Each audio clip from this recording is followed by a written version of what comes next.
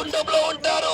ఓ తల్లి, ఓ చెల్లి, ఇదిగో నీ జన్మ, నీ కర్మ పాపాలు క్షమించి నిన్ను పవిత్రపరిచి నీకు పరలోక రాజ్యాన్ని ఇవ్వడానికి యేసు క్రీస్తు 3 మేకల పైన గొల్గొతా కొండలో రక్తమంతా కాచి ప్రాణం పెట్టాడు.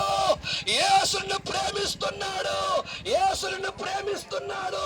ఇదిగో పాపము నీకు నరకాన్ని ఇస్తే ఆ పాపాన్ని, శాపాన్ని తీసివేసి పరలోక రాజ్యాన్ని ఇవ్వడానికి యేసు క్రీస్తు నీ కోసం ప్రాణం పెట్టినటువంటి వాడు.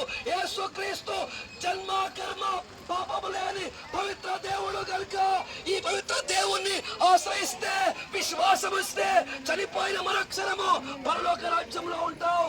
ఓ తల్లి, ఓ చెల్లి, యేసు క్రీస్తు పవిత్రుడు, ఆయన జీవమైనటువంటి దేవుడు. యేసు క్రీస్తు దేవుడు కులవాడు కాదు, మతవాడు కాదు, జాతివాడు కాదు, ప్రాంతవాడు కాదు. ఓ పాపి, నీ ప్రాణముకున్నటువంటి ఆ యొక్క రక్షణ కొరకై రక్తం కాచి ప్రాణం పెట్టినటువంటి దేవుడు. యేసునందు విశ్వాసం ఉంచు. పరలోక రాజ్యానికి మార్గం యేసు క్రీస్తు.